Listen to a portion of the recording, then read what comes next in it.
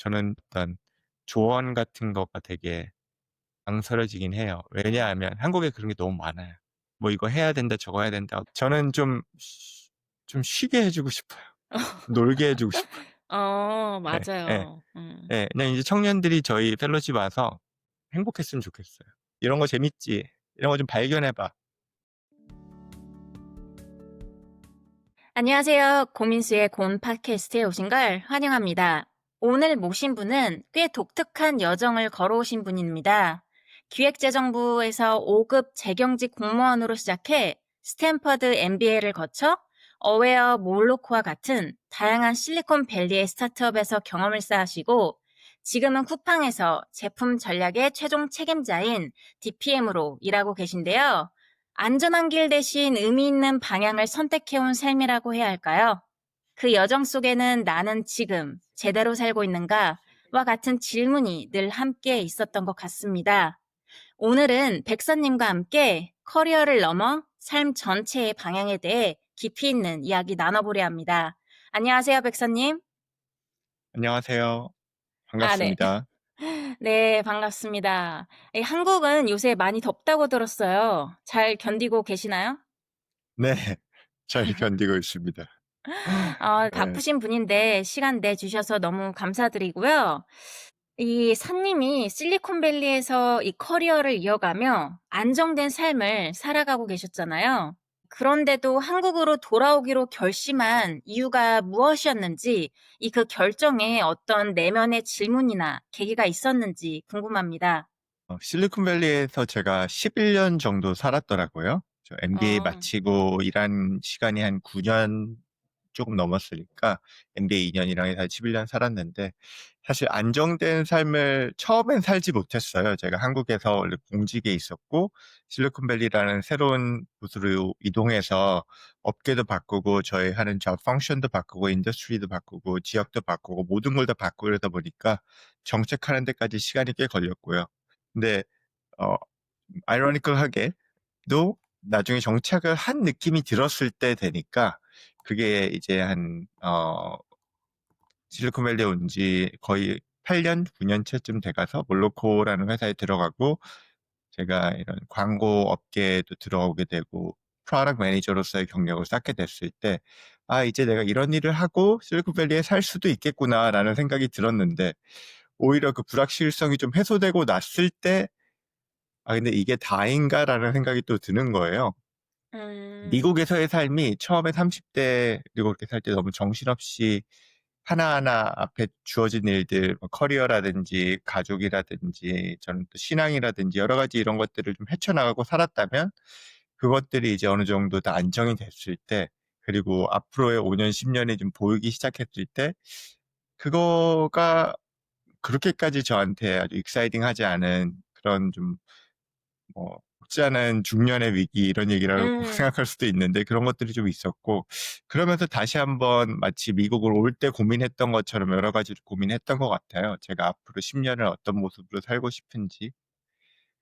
근데 그 가장 고민하는 거에서 중요하게 느껴졌던 거는, 물론 가족이 거의 뭐 제일 중요한 부분들이 있었지만 저 자신한테는 정말 내가 더 쓰임 받고 쓸모가 있고 내가 더 신경 쓰이고 케어하는 어떤 사회에 가서 음. 살고 싶다, 이런 생각이 되게 컸었어요. 그래서 제 친한 친구가 제가 결국 한국으로 돌아온다고 했을 때, 친구도 미국에서 오래 살다가 한국 왔는데, 미국에서 산다는 거는 뭐 미국 아니라 어느 다른 나라를 가도 비슷할 수 있겠지만 아무리 살아도 나의 뿌리가 거기에 내리는 것 같지가 않다. 근데 저는 그 말이 좀 공감이 됐던 것 같아요. 그래서 뭐 뉴스를 봐도 제가 더 케어하는 뉴스는 한국 쪽에 더 있을 때가 많고, 한국이든 아시아든 거기 가서 앞으로 적어도 한 10 년은 살아보자, 이런 생각들이 들었을 때 또 기회가 와서 다시 한국을 오게 됐습니다. 사실 좀 공감이 많이 가는 게 저도 이제 미국에 살고 있잖아요. 그래서 네. 그런 내 뿌리 이런 정체성이라는 게 사실 또 이렇게 각 사람마다 다르겠지만 어려운 부분이 좀 많은 것 같아요. 그래서 저희가 정체성에 대해서도 이야기를 할 건데 그전에 잠깐 또 한국에서 미국에 온 계기가 있으셨잖아요. 네. 사실은 뭐 큰 결정을 내릴 때 말씀하신 것처럼 단순한 커리어나 이런 조건이 아니라 어떻게 살아갈 것인가에 대한 그런 질문을 따라가시면서 결정을 내리시고 있는데, 이 서울대 졸업하시고 뭐 국회와 기재부 등 공공 영역에서 커리어를 시작하셨을 때도 뭔가 어떤 문제를 해결하고 싶다는 그런 동기가 있으셨을 것 같아요. 그 밑바탕에 어떤 고민이나 기준으로 이 공공 영역에서 계셨다가 또 그 후에 '아 미국으로 가야겠다.' 결심을 한 그런 계기가 있을까요? 네. 그 두 가지 질문으로 들렸어요. 하나는 어떤 고민과 계기로 그런 첫 번째 공공 영역에서의 커리어를 시작했는지, 그리고 두 번째는 그걸 하다가 어떤 또 생각과 이유에서 미국으로 나오게 됐는지. 첫 번째 질문은, 제가 대학교 다닐 때 대학 때까지는 정신없이 앞만 보면서 뭐 입시하고 남들처럼 그렇게 대학교까지 온 것 같고, 대학 다닐 때 워낙 그 외국으로 나가고 다른 사람들을 만나는 걸 좋아하는 성향이 있어서 많은 여행들을 다니고 또 여러 가지 활동들을 해봤는데, 그러면서 '아 내가 정말 한국 사람이구나. 가장 한국적인 게 뭘까? 한국이란 건 뭘까?' 이런 생각들을 대학교 때 많이 했었어요. 그러면서 뭐 역사도 공부하고 이런 것들을 공부하다가, 이 대한민국 근현대사, 지금 또 한강의 기적이라고 불리는 이런 것들이 있기까지 공적인 영역에서 많은 것들을 했구나, 이런 것들을 알게 됐고, 나도 그런 역할들을 해보면서 또 앞으로의 몇십 년 한국에서 또 새로운 도전 과제들이 있고 할 때 퍼블릭 섹터에서 내가 일한다는 게 가장 나다우면서 한국적일 수 있지 않을까라는 생각들을 했었어요. 그 당시에. 네네. 그래서 그런 고민을 하면서 이제 공공 영역에 발을 들이게 됐고요. 그 처음에 일한 것들은 상당히 좀 되게 큰, 소위 말해 뭐 전체 국가의 경제 대책을 짠다든지 하는 음. 거시적인 일이라서, 그런 걸 하는데 막 어깨에 괜히 힘도 들어가고 멋있다고도 생각하고 처음엔 되게 좋았는데, 나중에는 여러 가지 고민들이 되기 시작했어요. 이제 두 번째 질문에 대한 답으로 좀 넘어가면, 처음에는 그냥 그 길을 보고 달려왔고 그것까지 어느 정도 드디어 내가 원했던 거를 이제 잡았구나라는 생각을 했는데, 그걸 몇 년 하다 보니까 한 가장 근본적으로는 그 한국인으로서 가장 한국적인 길이 뭘까를 고민하면서 공공연수에 오게 됐는데, 이제 한국이라는 게 저한테 너무 너무 too much, 너무 음. 너무 과도하게 오는 것 같은 거예요. 그게 제 한국인으로서의 삶을 또 그다음에 계속해서 '우리 여기 잘했어. 그다음엔 이걸 해야 돼.'라는 게 계속 오잖아요. 네네. 그때는 이제 저한테 뭐 이슈가 이제 결혼을 잘 해야 되고, 결혼을 해서 뭘 음. 해야 되고, 근데 이게 너무 큰 압박감으로 오는 거예요. 저는 뭔가 세상은 더 큰 게 있는 것 같고, 내가 아직 경험해 보지 않은 게 있는 것 같고, 그리고 제 10년, 20년 후의 모습을 상상해 봤을 때 저희 그 선배 국장님들 너무 존경스럽고 멋있는 분들이 많았지만, 그 일하는 사람으로서의 그 선배님 말고 가정이라든지 그 삶 전체를 제가 좀 느껴봤을 때, 음. '이게 다인가?' 이건 저가 음. 딱 닮고 싶은 전체 삶의 모습 패키지는 아니었어요. 그래서 나는 이 일 말고도 나도 찾고 싶고, 가정 이런 것들 중요하고, 이런 가치 같은 것들도 조금 더 알아가 보고 싶고, 근데 그 와중에 이 한국에서 오는 압박감, 지금 너의 다음 이제 할 일은 이거야."라는 그런 넥스트 넥스트 넥스트만을 이제 바라보고 강요하게 만드는 그런 사회 분위기라든지 이런 문법들이, 이거에 한번 좀 탈 탈출 아니면 다른 것들을 더 해 봐야 될 것 같다, 더 늦기 전에. 이런 생각이 되게 들었고, 그래서 '어떻게든 이제 유학을 가야겠다.'라는 생각들을 했어요. 그래서 뭐 또 '유학을 가서는 일단 한번 미국에 살아 봐야겠다.'라는 생각을 되게 했었습니다. 네. 그래서 이제 또 많은 분들이 이 인생의 전환점으로 꼽는 이 스탠퍼드 MBA 시절에 대해서 잠시 얘기를 해 보고 싶은데요. 선님께 이 시간이 어떻게 기억이 되시는지, 지금까지 이 영향을 미친 뭐 관점이나 삶의 기준이 있다면 함께 나눠 주시면 좋을 것 같아요. 제 MBA에 대해서 다양한 사람들이 다양한 이 회고들을 하죠. 그래서 어떤 사람들은 좋았다, 어떤 사람들은 돈만 너무 많이 쓰고 커리어적으로 당장 큰 도움도 되지 않았다.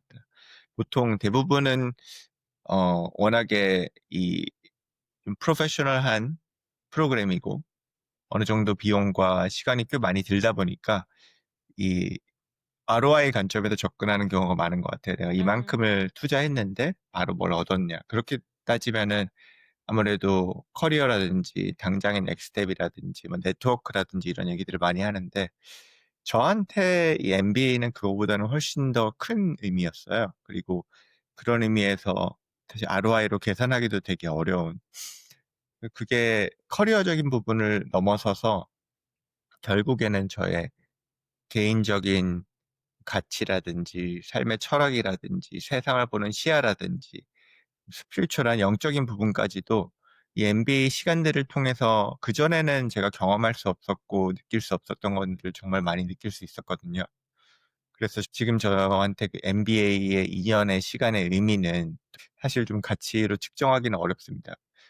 단적인 예를 들어드리면 저는 원래 어, 신앙이 없었어요. 근데 MBA 2년 동안 다양한 또 경험과 일들을 계기로 크리스찬이 됐는데 그게 바로 MBA 직후에 됐었고 제가 지금 결혼해서 잘 살고 있는 와이프도 그 이후에 만났고 저란 사람의 비포 애프터를 봤을 때 오히려 커리어적으로는 MBA에서 너무 많은 이런 새로운 영감들을 얻다 보니까 또 너무 어떻게 보면 어려운 도전들을 한 게 아닌가라는 생각이 들 정도로 커리어적으로 가장 ROI가 나오고 스마트한 결정들은 아닌 것들이 있었던 것 같은데 그거 말고 개인적인 거라든지 아니면 저의 인생의 아주 긴 흐름으로 봤을 때 앞으로의 인생을 살아감에 있어서 좀 중요한 초석이 되는 것들은 MBA 때 사실 많은 것들을 제가 다질 수 있었던 시간인 것 같습니다.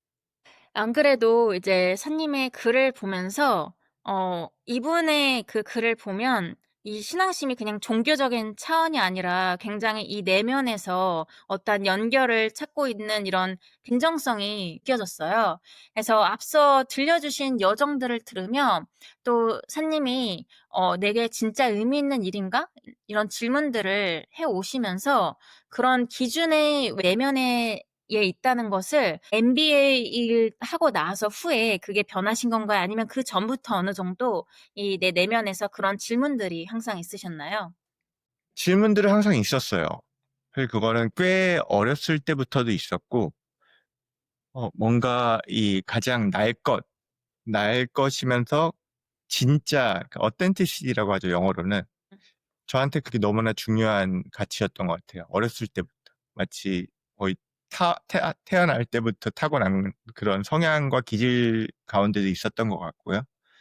그래서 기억해 보면 중학교 때 처음에 미국에 한 달 동안 가서 이제 정말로 좀 영적인 사람을 만나고 나서 제가 불교에 되게 빠졌었어요. 그 사람이 뭐 헤르만 헤세라든지 시다르타라든지 이런 다양한 것들을 소개해 주면서 그런 책들에 되게 심취하고 여러 스님들을 되게 좋아하고 쫓아다니고 그랬던 기억들도 음. 있고 뭐 교회라든지 성당이라든지 이런 데도 항상 열려 있어서 많이 가보기도 하고 했는데 '진짜가 뭘까?' 거기 꼭 뭐 신일 수도 있고 그 '나는 누구인가?' 뭐 그런 영적인 질문들을 우리가 종종 하잖아요. '어떻게 사는 게 맞는 것인가?' 근데 그런 것들이 조금 더 그냥 '아 뭐 그냥 그렇게 살면 되지.'라고 편한 사람이 있고 그런 것들이 항상 좀 중요하게 거기에 대해 답을 내고 나 스스로도 그거에 대한 어느 정도의 그 스스로 납득할 만한 답들이 있어야 하고 그런 게 중요한 사람이 좀 다른 성향들이 있는 것 같은데 저는 항상 그게 중요했던 것 같아요. 그거가 한국 생활에서 충분히 충족이 되지 않았고 왜냐하면 아무래도 이런 질문들에 대해서 그렇게까지 '그래. 그런 걸 묻고 계속 찾아가야지.'라는 게 많이 웰컴 받는 분위기는 아니다 보니까 그런 것들을 충분히 MBA나 이럴 때에서 제 마음껏 호기심을 충족시키면서 해 보고 싶은 걸 해볼 수 있었고 그런 것들이 저한테 나중에 신앙이 생기는 큰 계기가 된 것 같습니다. 네네. 근데 그 사람들이 들었을 때 음. MBA를 하는데 신앙을 경험한다고? 약간 이해가 안 될 수 있을 것 같아요. 또 음. 한국에 있는 MBA와 또 어떻게 보면 이 미국에서 아니면 이 스탠포드의 MBA가 뭔가 어 워낙 그 본질적으로 어떤 다르게 접근하는 방법이 있기 때문에 어쩌면 또 거기에서 오는 차이점이 있을 수도 있을 것 같은데 구체적으로 좀 이 스탠포드의 이런 MBA가 어떻게 그런 열린 생각을 하게 만들어 줬는지 음. 어떻게 생각하세요? 저는 크게 보면 이게 두 개의 음. 단계가 있는 것 같아요. 하나의 단계는 좀 치유의 단계예요. 내가 음. 새로운 영적인 뭔가를 충분히 받아들이려면 일단 내 안에 있었던 여러 가지 해결되지 않은 문제나 뭐 찌꺼기들이나 영어로는 배기지라 그러죠. 배기지 음. 같은 여러 가지 것들이 좀 해결이 돼야 되는 것 같다고 봐요. 다음 단계는 그러면 이제 깨끗해진 하나의 어떤 종이 같은 상태에서 나는 여기에 어떻게 어떤 그림을 그리고 어떤 가장 기초적인, 가장 근본적인 어떤 가치를 가지고 세계관을 가지고 세상에 나갈 것인가를 고민하는 단계일 것 같고. 그래서 이 두 단계를 함에 있어서 되게 중요한 것들이 있는 것 같은데 첫 번째 특히나 이제 1 단계가 돼야 되기 때문에 어 영어로는 vulnerability라고 하는데 음. 얼마나 내가 vulnerable 할 수 있는가. 내가 나를 스스로 회고를 하고 나의 과거를 돌아보고 다른 사람들의 얘기를 들으면서 나의 상처에 대해서 알아가게 되고 상처일 수도 있고 뭐 내가 가진 여러 가지 교만이라든지 뭐 욕심이라든지 뭐 이런 불순물들 같은 내 안에 있는 여러 가지 것들을 잘 들여다볼 수 있게 되는 환경이 되게 중요한 것 같은데 이 MBA가 저는 스탠포드 MBA 밖에 경험해 보지 못했지만 아주 묘한 그런 컬처가 있었어요, 문화가. 근데 가장 단적인 예가 토크라는 건데 이게 음. 뭐냐면 일 주일에 한 번씩 그 학생 한 명이 나와서 전 학생들 앞에서 자기의 인생 이야기를 하는데 그게 그냥 보통 뭐 "나는 이렇게 살았고 나의 커리어는 뭐였고 나는 이런 게 잘났고." 이런 게 아니라 가장 힘들었던 순간이나 가장 임팩트가 있었던 순간들을 이야기를 해요. 스토리들을 이야기하면서 예를 들면 뭐 이 성정체성의 혼란을 겪었던 친구가 아버지한테 그거를 이야기하는 그런 순간이라든지 그 딸을 당하고 두드려 맞던 친구가 어느 날 한 번 딱 '내가 싸움에서 이겼어.' 이런 걸 경험하는 순간이라든지 정말 그런 말도 안 되는 순간들을 이야기하는 그런 컬처들이 있는데 그런 어떤 문화들 속에서 저에 대해서도 더 들여다보게 되고 다른 친구들의 이야기를 들으면서 이 첫 번째 단계가 좀 많이 회수가 될 수 있었어요.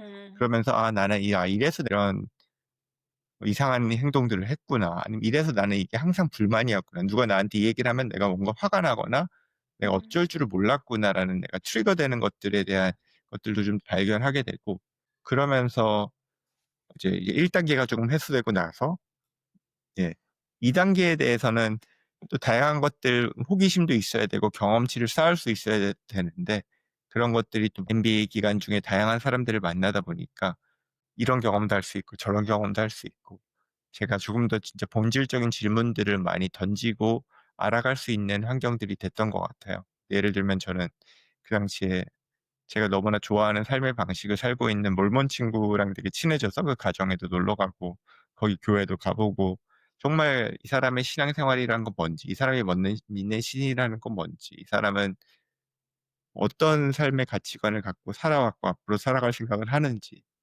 이런 것들을 계속 듣고 느끼면서 '아 이게 진짠가? 저게 진짠가?' 근데 그 질문들을 좀 더 많이 할 수 있는 시간과 여유와 환경들이 있었어요.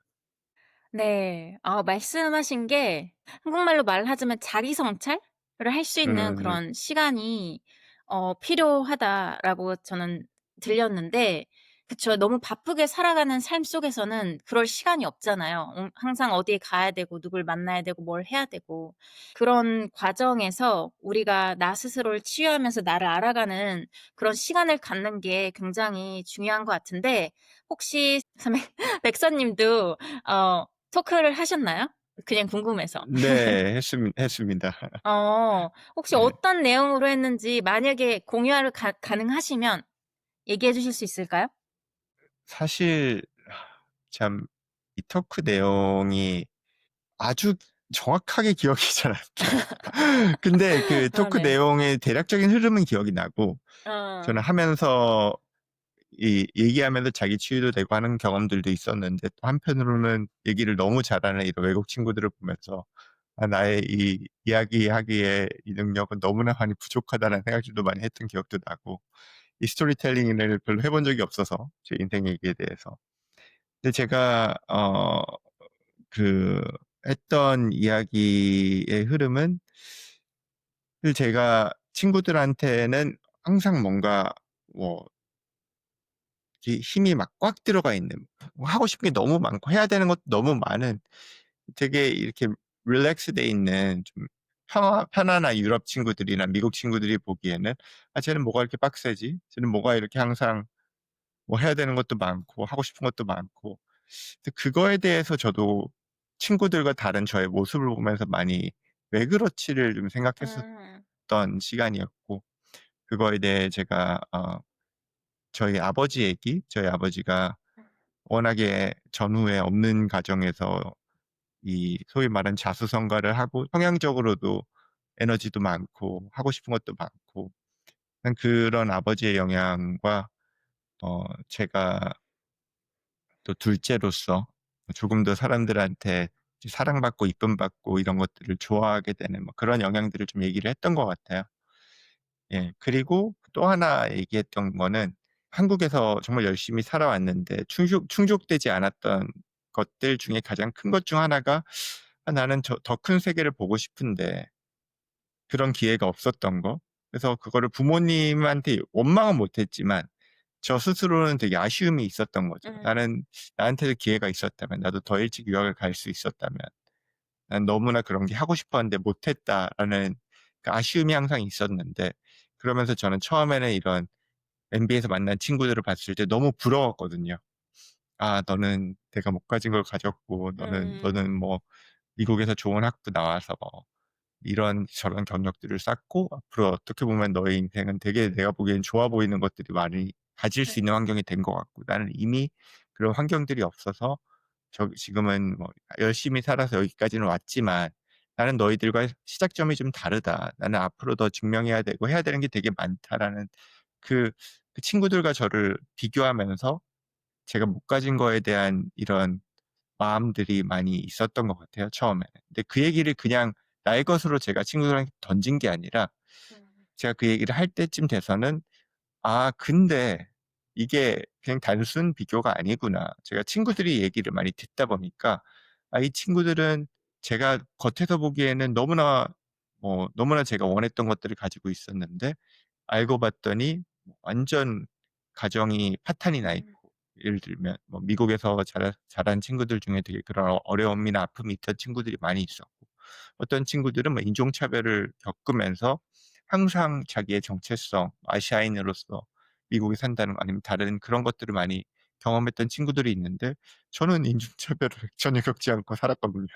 많은 한국 사람들이 그렇겠지만 뭐 그런 다양한 것들이 '아 이게 단순 비교라는 게 아니구나. 누구나 각자의 삶이라는 게 있구나.' 그러면서 저도 조금 더 제가 그냥 가진 거 제가 경험했던 거에 평안해지는 시간이 있었고 그러면 그게 내가 이게 꼭 뭔가를 증명해 내야 되기 때문에 내가 이거를 따라잡아야 되기 때문에 사는 삶이 아니라 '아 그냥 나는 나대로의 삶이 있구나. 나의 삶에는 그 음. 자체의 의미가 있구나.'를 알고 근데 나한테는 한국인으로서 뭐 제 아버지의 아들로서 뭐 제가 자란 성향상 이런 게 되게 중요해. 그렇지만 나는 되게 모든 시간을 의미 있게 쓰고 다른 사람들한테 의미 있는 걸 만들어 내는 게 나한테 너무 중요해라는 그거를 아는데 이제 그건 나의 본질적인 거고 이제 그 방향성이 되게 달라지는 거죠. 그 Y가 달라지는 거죠.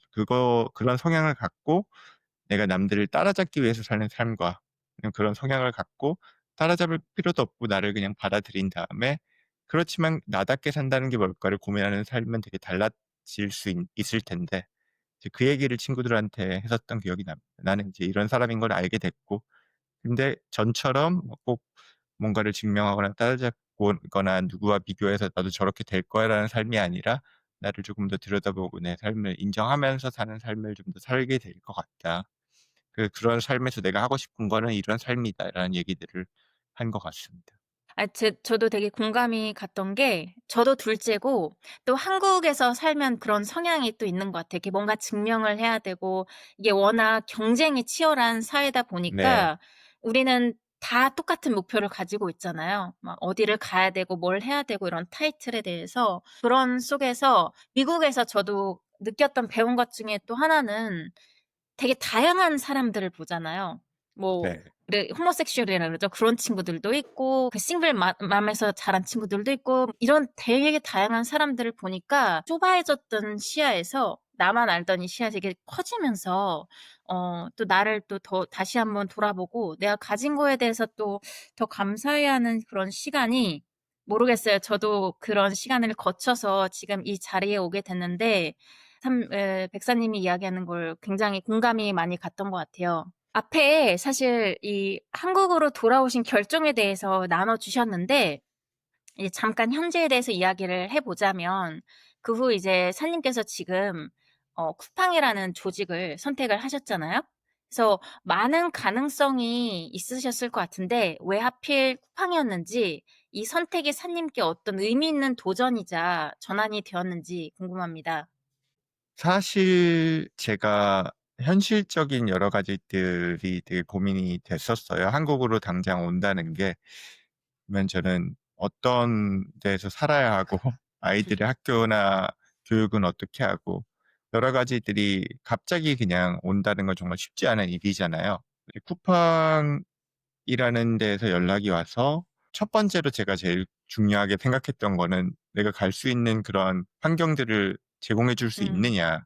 그쵸. 쿠팡은 이제 그런 패키지가 있었고 음. 다른 회사들은 연락이 가끔 와도 별로 이제 그런 환경들을 제가 다 마련을 해야 되면은 여러 가지가 너무 어려웠기 때문에 실제 저랑 대화를 할 수 있는 회사는 별로 없었어요.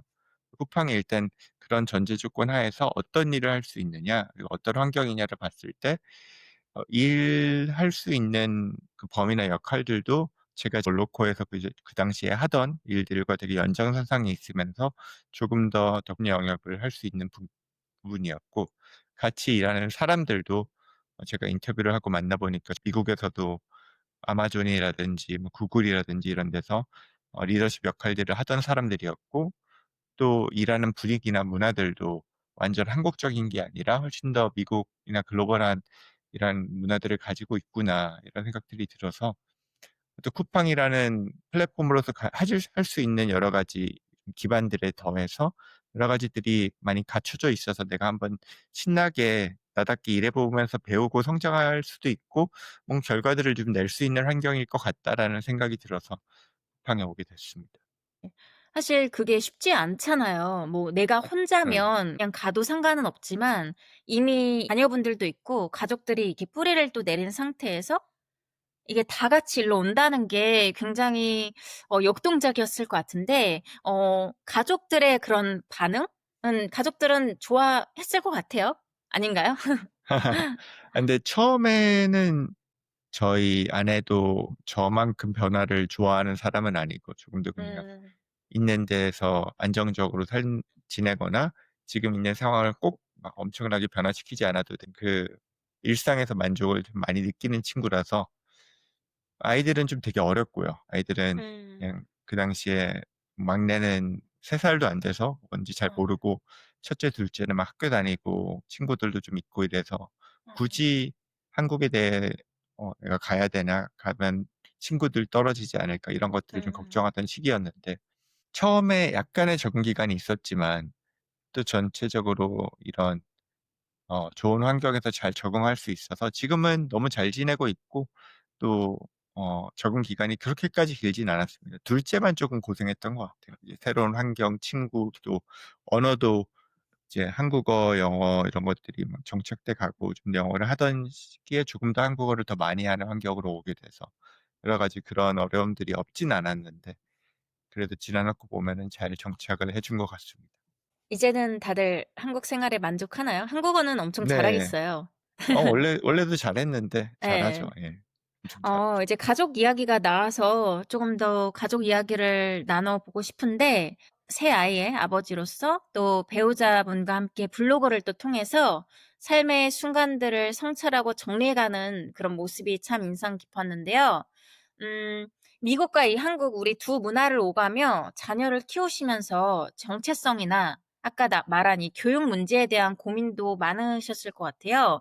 이 동시에 님 자신도 또 음. 환경이 변하면서 '나는 누구인가.'라는 질문을 마주하셨을 것 같은데 자녀와 이런 나의 정체성 문제를 어떻게 바라보며 이제 선택을 하고 계시는지 지금 또 중요하게 생각하시는 기준이나 가치가 있다면 나눠 주시면 좋을 것 같아요. 아직 제 이제 첫째가 만 10 살이 안 되거든요. 올해 10 살이 어. 되는데 아직까지 다 한 5 살에서 10살 사이예요, 만으로 따지면. 그래서 적어도 지금은 저는 아이들이 그냥 마음껏 놀고 아이처럼 살면 좋겠어요. 그거를 가장 중요하게 생각하고 있습니다. 뭐 지금 시기에 아주 기본적인 공부하는 뭐 습관이라든지 기초라든지 이런 것들이 아예 중요하지 않다는 건 아닌데, 그거보다는 아이들이 진짜 자기의 호기심을 발견하고 그걸 통해서 내가 좋아하고 재밌어하는 것들을 좀 발견할 수 있는 그런 근육을 기르거나, 아니면 그냥 단순히 놀이라는 것도 그걸 음. 통해서 배움이 있고 그 추억이나 이걸 통해서 단단해지는 다양한 교육의 과정이라고 생각하는데, 저는 그게 지금 뭔가를 더 많이 알고 지식을 쌓는 것보다 훨씬 더 중요한 교육이라고 생각하거든요. 아이들이 많이 사랑받는 거, 그리고 음. 많이 뛰어노는 거, 그런 거를 가장 중요하게 생각하고 있고, 기회만 되면 좋은 친구들, 뭐 좋은 환경들, 선생님들, 그리고 저희 가정에서도 아이들이 좀 아이들답게 다양한 것들을 또 시도해 보면서, 시도하는 거는 여러 가지 경험들이죠. 운동도 될 수 있고, 그리고 본인이 진짜 좋아하는 게 있으면 그게 뭐 책을 읽는 거든, 뭐 진짜 그게 공부 쪽이면은 공부도 생각할 수 있는데, 여러 가지를 경험하면서 어 마음껏 세상들을 살아가고 다양한 맛을 볼 수 있게 하는 게 저는 중요하다고 생각하고 있고, 아이들의 삶에서는. 저의 삶과 아내의 삶에서는 뭐라고 할까요? 그냥 저희답게 사는 거? 예, 아까 얘기한 것처럼 뭔가를 뭐 증명하거나 비교하거나 아니면 불안해하거나 쫓기거나, 그거를 좀 최대한 내려놓고, 중요한 일들도 여전히 있고 꼭 내가 챙겨야 되는 것들, 뭐 이 나이대에 제가 있는 환경에서 뭐 일도 해야 되고 돈도 벌어야 되고 여러 가지 고민해야 되는 현실적인 문제들도 있지만, 그런 것들에 너무 매몰되지 않아서 나답게 하루하루를 산다는 건 뭘까를 되게 생각하고 있고요. 전에 한국에 살 때와 되게 달라진 게, 모임을 그렇게 많이 제가 굳이 가지는 않아요. 그냥 뭐 술자리라든지 아니면 그냥 친구들이라서 만나는 이런 것들이 꼭 어떤 계기가 있고 하면은 또 가지만, 또 진짜 친한 친구들은 정말 한국 살면서 종종 보는 게 너무 즐거운 일이지만, 조금 더 미국에서 제가 살 때는 아주 가정 중심이고 나의 시간이라든지 이걸 지킬 수 있었는데, 한국에 가면 '못 그러면 어떡하지.'라는 걱정들이 있었는데, 한국에서도 제가 그런 것들을 지키고 살다 보니까 뭔가 해야 될 것 같아서 하는 거를 거의 안 하고 사는 것 같아요. 음. 하고 싶은 거 하고 살려고 노력하고 있습니다. 네. 쉽게 아까 쉽게 잠 얘기하면. 예. 네. 네. 아까 잠시 음. "나답게 산다."라는 말씀을 해 주셨는데 이게 나답게 사는 건 어떻게 사는 건가요? 재미와 의미를 추구하며 사는 거예요. 그래서 음. 재밌는 게 뭔지, 의미 있는 게 뭔지, 그거를 최대한 추구하며 사는 삶을 살려고 노력하고 있습니다. 그래서 최근에 뭐 운동하는 것도 되게 재밌어서 운동을 꾸준히 하고 있고, 의미 있다고 생각되고 재미있는 뭔가 프로젝트라든지 일들을 하면서 사람들을 오히려 만나고 있고, 예, 제가 어딘가를 나가야지 나중에 도움이 될 것 같아서 뭘 하는 그런 활동들은 별로 많이 안 하고 있습니다. 아 그러시군요. 되게 네. 바쁘실 것 같아요. 아기들도 3 명이나 있고 어린 아기들이 있고 일도 하시고 활동도 하시고 해서 바쁘실 것 같은데 거기서 밸런스를 어떻게 잡고 계시나요? 또 내 운동도 해야 되고 그쵸? 밸런스는 항상 쉽진 않아요. 예. 근데 지금 뭐 원칙이랄까요? 아니면 루틴은 일단 주중에 운동 그냥 꾸준히 하고요. 아침 새벽 일찍 하니까. 일은 일하는 시간에는 집중해서 정말 열심히 하고요.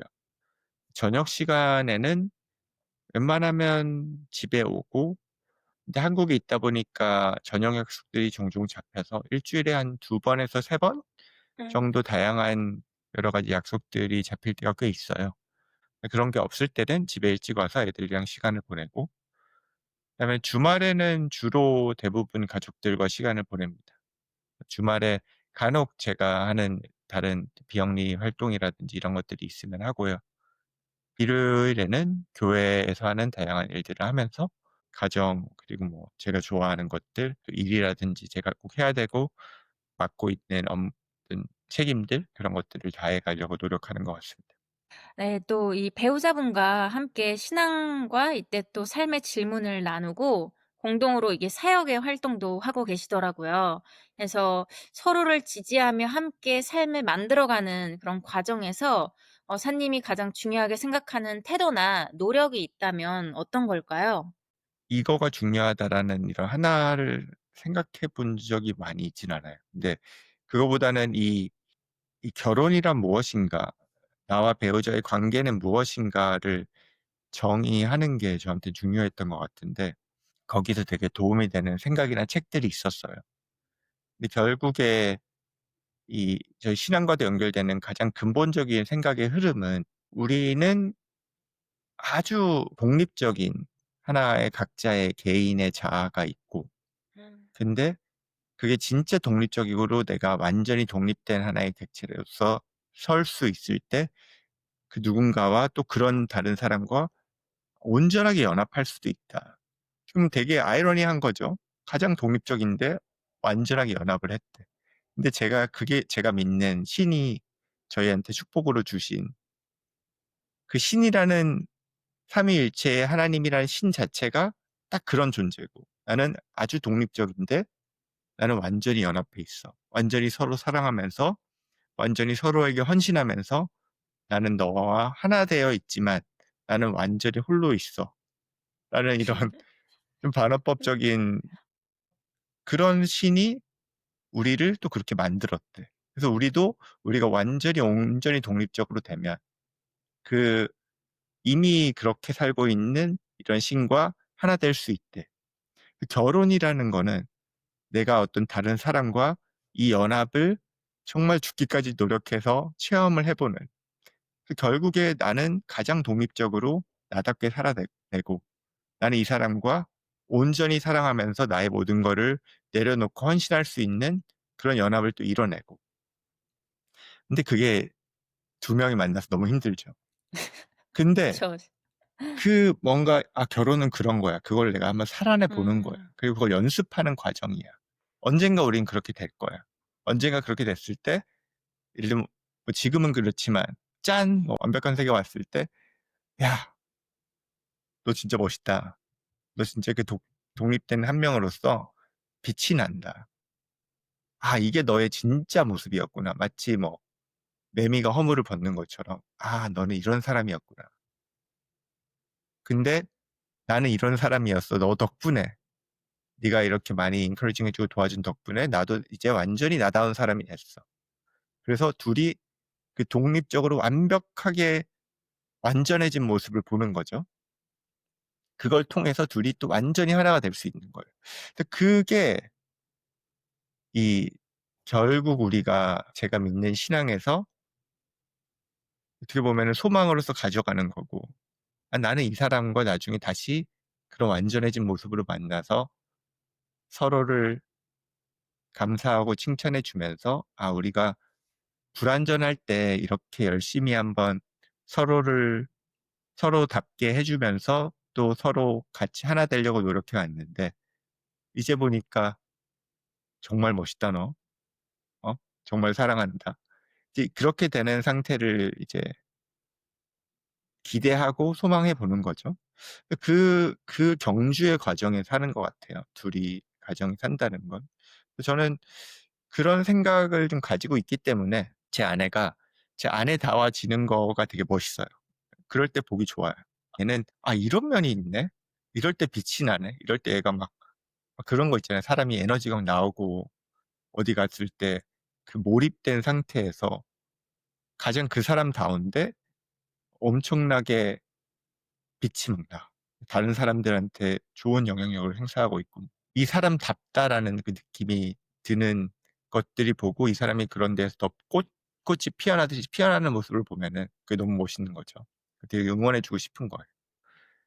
그러면서 저도 되게 저답다는 거에 대해서 고민하고 노력할 때 응원받기를 바라고, 그러면서도 이제 삶이 던지는 수많은 문제들을 같이 해결해야 되니까 뭐 투닥투닥하고 고민하고 하면서 맞춰가고, 그러면서 깎이고 희생하고 사랑하고 내려놓는 법도 배우고.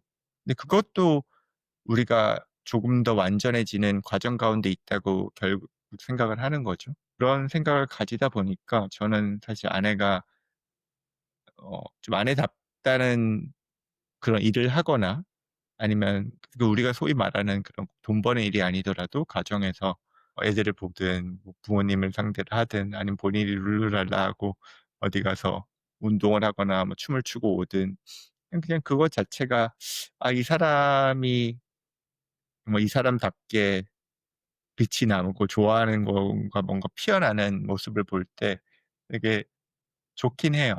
응원도 되고. 그렇게 사는 것 같습니다.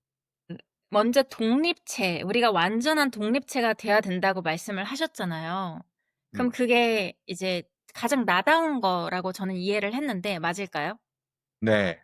그 기독교 신앙을 이해를 해야 될 것 같아요. 기독교 신앙의 기본 전제는 우리는 이 하나님이라 그러죠. 신의 형상으로 만들어졌다는 거예요. 신의 형상으로 만들어졌는데 세상에 똑같은 사람 얼굴이 하나도 없듯이 신이라는 형상 자체가 공장에서 찍어내는 똑같은 것들이 아니라 다 한 명 한 명이 고유의 영과 혼이 있는 어떤 인격체로서 만들어지는 거죠. 그래서 우리는 원래 신의 형상으로 아주 고유한 그리고 완전한 존재로 만들어졌어요. 근데 거기에 이제 기독교에서 말하는 죄라든지 뭐 이런 것들이 들어와서 불완전해진 거고 불완전한 상황에 살고 있는 거죠. 하지만 우리는 그 하나님이 사랑으로서 우리를 다시 불렀고 그 관계를 회복시켰고 우리가 불완전해진 그 죄의 문제를 해결하셨기 때문에 다시 완전해질 수 있는 길이 생긴 거예요.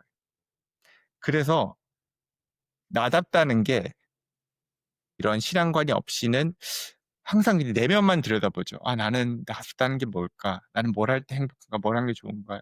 뭐 내 내면에 엄청난 이런 스피리추얼리티를 찾으려고 끝없이 노력해. 근데 기독교의 신앙관은 '아 그거 좋은데 결국에 이 내면에서 너의 나침반이 저기 그 진북이랑 연결이 돼야 돼. 그래야지 너는 너의 고유의 너를 찾을 수가 있어.'라는 믿음이 있는 거예요. 내 내면만 계속 들여다보는 게 아니라 진짜 나답다는 거는 나를 만든 나의 블루프린트를 완전히 이해하고 나의 블루프린트를 갖고 있는 그 신과 연결이 되는 거죠. 그게 진짜 나다워지는 길이라서 딱 그냥 나답다라는 그 정의에 대해서 저도 요런 어떤 백그라운드를 가지고 있어야 설명이 될 것 같아요. 그래서 지금 원래 기본적인 우리의 그 에센스 창조의 그 시초는 완벽했다. 아주 고유의 뭔가가 있다. 그리고 그거에 대해서 지금은 많이 잃어버려져 있다. 그렇지만 그걸 다시 우리가 찾아갈 수 있고 찾아가는 과정 가운데 있다라는 게 이제 제가 갖고 있는 믿음입니다. 네. 저는 그거를 사랑이라고 또 느꼈어요. 전 이 제 영성의 길을 가면서 결국은 그쵸. 우리가 살아오면서 나만의 그런 생각, 뭐 에고라 그러죠. 그러면서 이렇게 쌓여온 것들이 있고 나만의 그런 이런 퍼스널리티가 만들어지는데 이 안에 진짜 우리가 있는 에센스 말씀하신 그 에센스가 결국은 사랑으로 만들어진 존재고 네. 그 사랑으로 모든 걸 받아들일 수 있는 그게 완성이 되는 체가 아닐까. 그래서 그것을 향해서 우리가 노력을 계속 부족하지만 하는 거죠. 화가 나고 짜증이 나고 피곤하고 해도 이 두 명이서 그래서 이 결혼이란 게 굉장히 신성한데 많은 사람들이 노력이라는 걸 좀 많이 빼고 그냥 관계로 생각을 하다 보니까 쉽지 않잖아요. 사실 남녀가 같이 살면서 맞습니다. 예. 둘이 사는 것도 사실 쉽지 않은데 거기다가 자식까지 있으면 정말로 끊임없는 노력이 필요할 것 같아요. 가장 먼저 내가 서야 되고, 그죠? 내가 맑아져야 되고, 내가 먼저 사랑으로 채워져야 되고, 또 서로 그 길을 같이 방향을 보고 갈 수 있다는 게 저는 굉장히 힘이 넘치는 그런 파트너십이 아닌가 그런 생각이 들었어요. 예. 저희도 제가 제대로 문제가 정말 이해했나요? 많습니다. 예예. 정말 또 문제가 정말 많은데 저는 그런 가장 기본적일 수 있고 근본적일 수 있는 생각들, 음. 메타포들 그거를 갖고 있는 게 저한테는 되게 도움이 많이 되는 것 같아요. 그래서 음. 이게 되게 비슷한 맥락에서 저도 사랑이란 말에 되게 동의하는데 그 기독교 신앙에도 결국에 "하나님은 사랑이시다."라는 말이 있거든요. 그리고 결국에 이제 우리의 그 근본적인 거에도 사랑이 있는 거고 하나님과 우리의 진정한 연합 그게 또 이 사랑이라는 단어를 통해서 우리가 독립된 개체들이 연합이 될 수 있는 거고 제가 갖고 있는 메타포는 우리 각자는 아주 원석 여러 가지 보석 다양한 색깔들이 있는 그런 것들인데 이게 완전히 다양한 모가 나 있고 위에 불순물들이 껴있는 거죠. 그래서 이게 서로 다듬어지고 부딪혀 가면서 깎여서 밖에 있는 그런 것들이 다 없어지고 아주 둥그러지면서 완벽해진 어떤 구의 상태로 모양의 상태에서 딱 그 에센스만 남는 모습들로 음. 돼가는 과정 가운데 있는 것 같아요. 그래서 그 삶이 다양한 고통이 있고 아픔이 있고 어려움이 있고 누구에게나 그렇잖아요.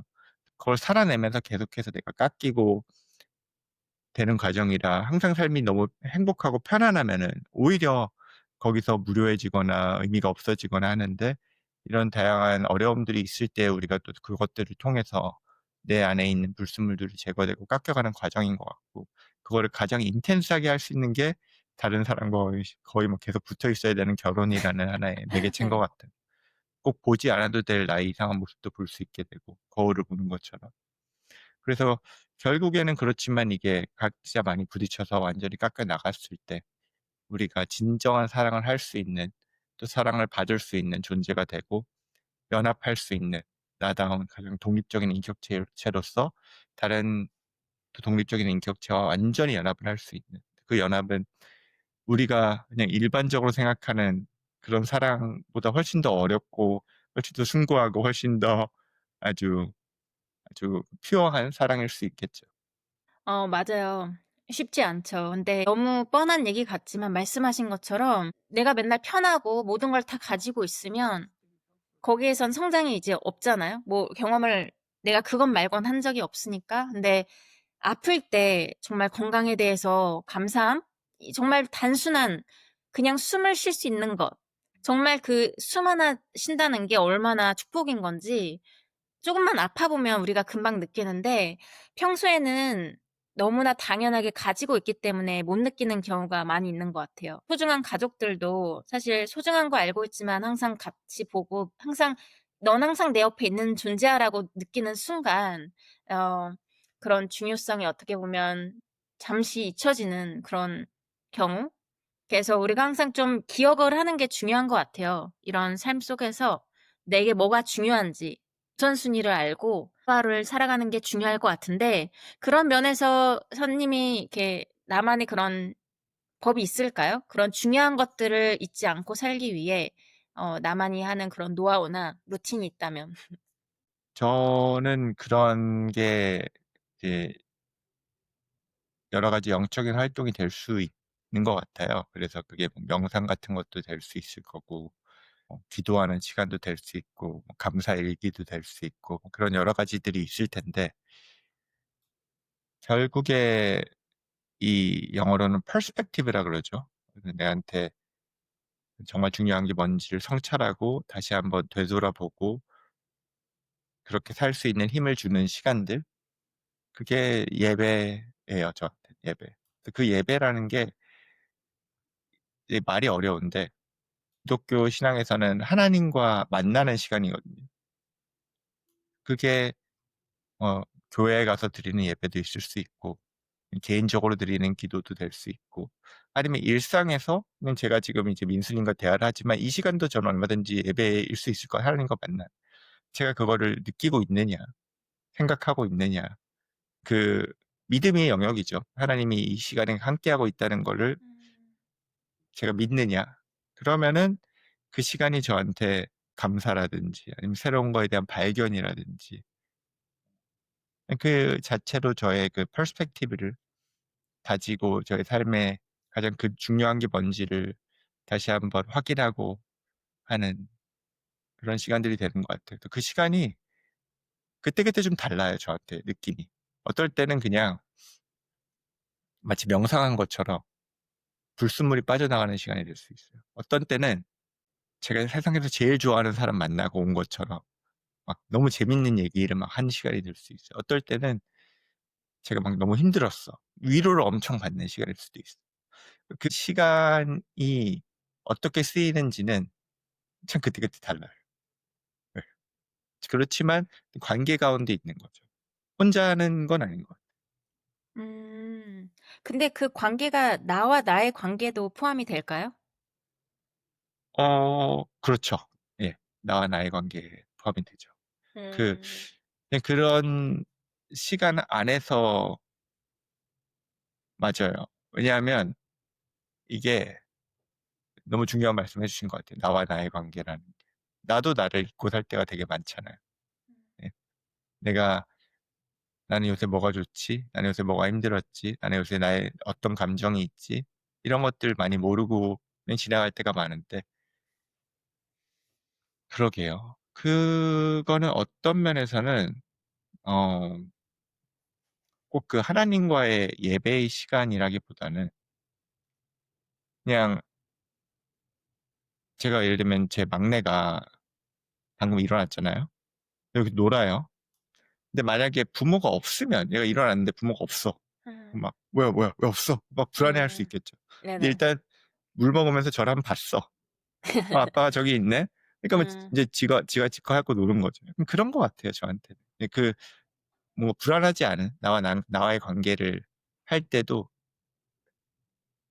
그 내가 믿는 신이 나와 함께한다는 거를 인지하는 순간 나와 나의 관계도 좀 더 평안해지는 것 같아요. 사님께 믿음이란 어떤 걸까요? 믿음이란 소망? 예. 이 이 세상에 내가 보는 게 전부가 아닐 거라는 음. 뭔가 there's gotta be something more. 음. 더 아름답고 더 본질적이고 그 완전 반대말이 냉소인 것 같아요. 음. 시니시즘? 아니 예. 완전 반대말이 "결국엔 다 뭐 이런 거야."라든지 네네. "아니야. 어. 뭔가 더 있을 거야." 음. 예. 그런 것 같아요 저는. 아. 아 저도 그래요. 저도 예. 뭔가 더 있을 거에 한 표를 음. 던지는 사람으로서 근데 그게 사실 되게 어려운 것 같아요. 왜냐면 눈에 보이지 않는 거고 사람들은 아직까지는 되게 음. 입증되길 바라고 확인되길 바라고 증명되길 바라는데 there is 그 뭔가 있을 거라는 걸 증명하기가 참 아직까지는 어렵잖아요, 음. 과학적으로도. 그래서 뭔가 이런 대화를 할 때 이게 되게 좀 잘 잡지 않으면 이렇게 아주 멀리 가는 분들도 많이 봤어요. 그쵸? 아주 음. 저 멀리 가시는 분들도 있고 아니면 아까 말한 것처럼 "여긴 아무것도 없어. 끝이야. 이게 다야." 그 사이에서 저는 음. 솔직히 좀 어려웠던 것 같아요. 그러니까 음. 나는 분명히 알고 있지만 그렇다고 해서 아무것도 없이 그냥 맹목적으로 믿는 건 아닌데 그런 네. 부분을 참 제 신앙생활을 하면서 어 '쉽지 않다.'라는 생각을 할 때가 있는 것 같아요. 물론 그 맞아요. 예. 와중에서도 이제 저만의 확신을 갖고 앞으로 나가고 있지만 선님은 어떠셨는지 그 과정에서 그런 걸 경험했을 때 왜 가끔 음. 이러잖아요. "신이 어딨어." 막 이런 얘기를 하면서 그 "증명해 봐." 뭐 이런 분들도 있을 거고 사님만의 뭔가 "아니야." 이렇게 뭔가 대답이 있다라고 하면 어떻게 음. 반박을 하시나요? 물론 반박을 할 이유는 없겠지만. 저는 너무 이해가 돼서 뭐 그렇게 반박하고 싶지도 않고 그냥 저도 믿음이 평안한 사람은 아니에요. 항상 고민하고 질문하고 의심하고 한번 살아가 보는 거죠. 예. 음. 믿어 보는 거고. 그전까지는 믿어 본다는 게 되게 어려웠어요. '안 음. 믿기는데 어떡하라고.' 예. '믿겨야 믿기지.' 뭐 이런 생각이 되게 있었는데 MBA 아까 말씀드린 과정을 지나면서 되게 믿음직한데라는 생각이 들었어요. 제가 음. 일단 저의 문제가 좀 해결되고 다양한 경험들을 하면서 정보들을 다 취득하고 나니까 만약에 이게 사실이라면 이 음. 기독교나 이런 데서 얘기하는 이런 하나님이 존재한다면, 그리고 아까 얘기했던 원래 우리가 그렇게 만들어졌고 지금은 그렇지 않은 상태에 있지만 그렇게 될 수 있는 길이 열렸대. 그리고 그걸 내가 받아들이고 그럼 어떻게 보면 사랑을 받는 거죠. 그런 초대를 받아들이고 살아보면 조금씩 그 길로 더 가는 삶도 살 수 있고 '언젠가는 완전히 그렇게 될 거래.'라는 게 이거 믿어 꽤나 '그럴 수도 있겠는데?'라는 생각이 드는 거예요. 그래서 '한번 믿어 볼까?'